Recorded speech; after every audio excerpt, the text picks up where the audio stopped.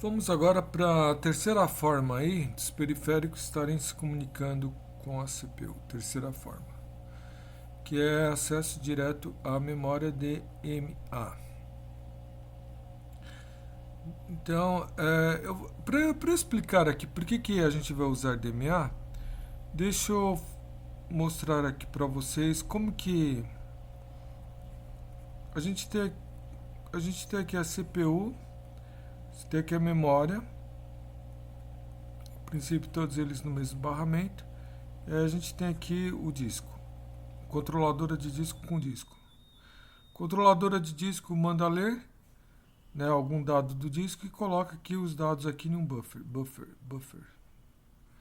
Aí depois a, a gente gostaria de mover os dados que estão nesse buffer para a memória.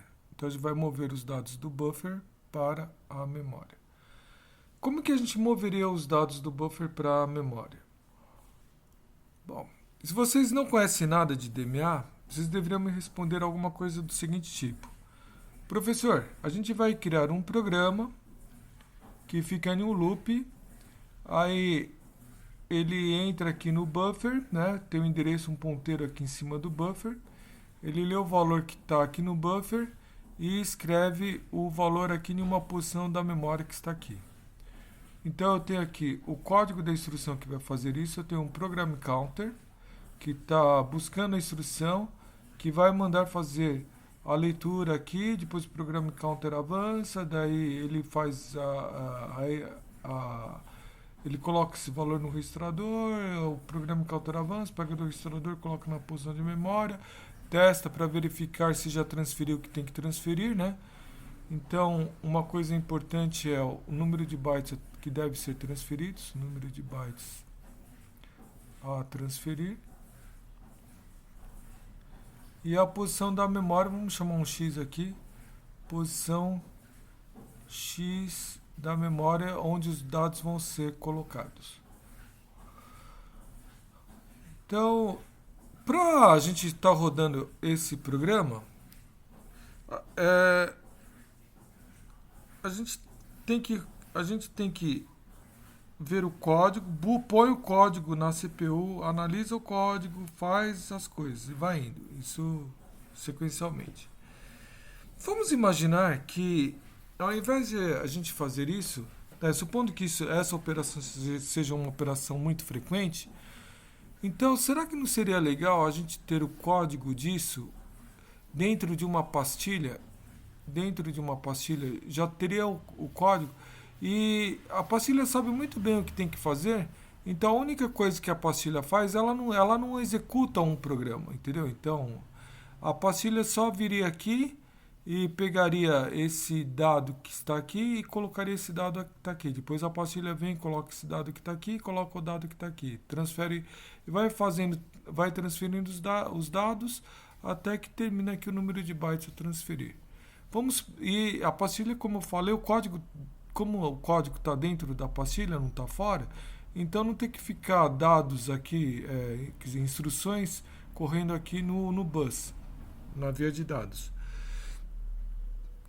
Entenderam, pessoal? Então, se a gente tivesse aqui uma pastilha, né, hipotética aqui, que faz essa transferência, então é uma pastilha encarregada de fazer essa transferência, sem ficar seguindo as instruções passo a passo, porque as instruções, tudo que a pastilha tem que fazer já está marcado dentro dela. Então a única coisa que ela faz, põe um ponteiro aqui, e fica transferindo.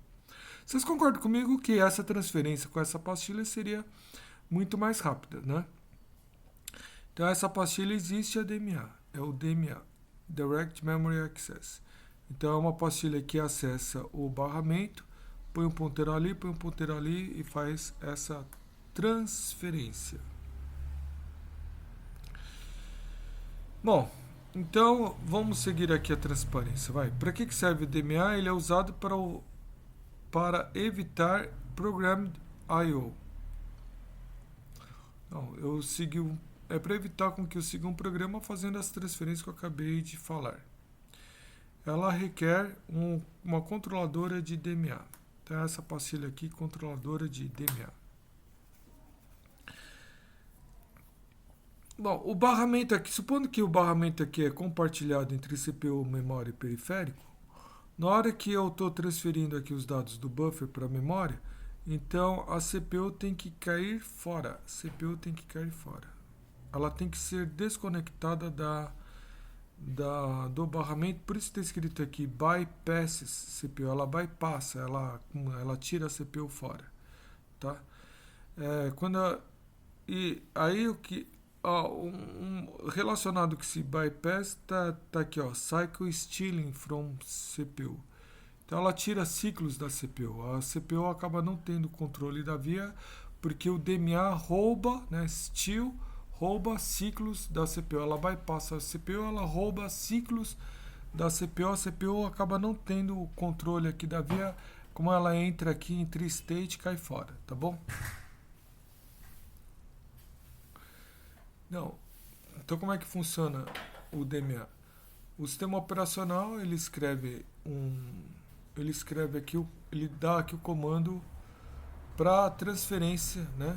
E o que envolve esse comando aqui? Ele tem que falar quem que é a fonte, quem que é o destino, né, da transferência. Ele vai falar, eu vou retirar dados, fonte, origem, esse buffer que está na controladora de disco, destina essa posição X na memória. Tem que especificar como que é a transferência, eu estou escrevendo na memória, lendo da memória, o número de bytes que devem ser transferidos, né? E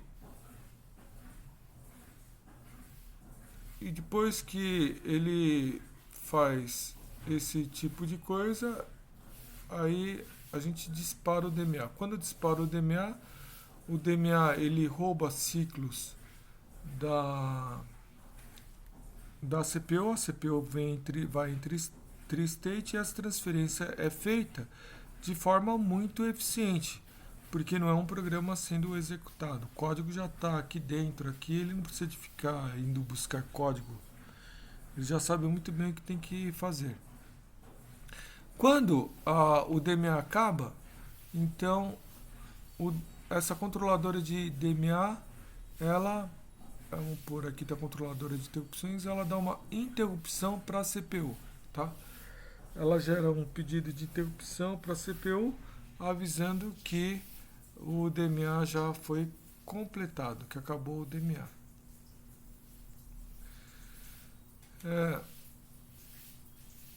Existe uma forma de endereçamento que a gente ainda não estudou, que são os endereços virtuais. Assim, cada processo ele endereça a memória de uma forma diferente. Cada processo tem o seu espaço de endereçamento. Então, cada processo veria a memória, por exemplo, a posição 1 da memória para o processo 0 é diferente da posição 1 da memória para o processo 1, que é diferente da posição 1 da memória para a posição 2. Então a gente está falando aqui de endereçamento virtual. Para fazer esse endereçamento virtual é necessário umas tabelas que fazem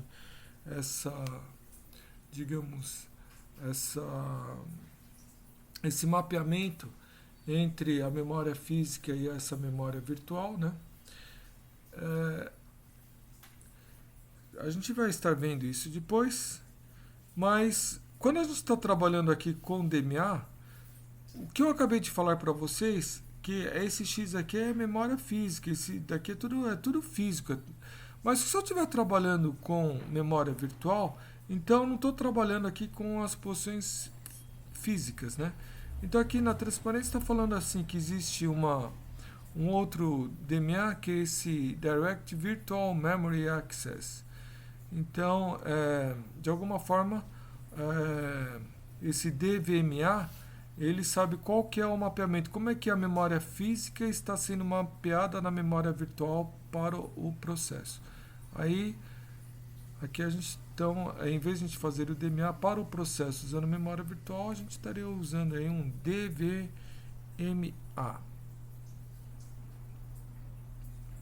Falar aqui sobre os 6 passos, né, 6 processos, 6 etapas, né, um processo de 6 etapas para fazer a transferência aqui usando o DMA. Então, na primeira etapa, o driver do dispositivo ele fica sabendo que ele tem que transferir os dados de um lugar para o outro. Muito provavelmente porque ele recebeu uma interrupção da controladora de disco avisando que os dados na controladora já estão lá no buffer dela. Tá legal, pessoal?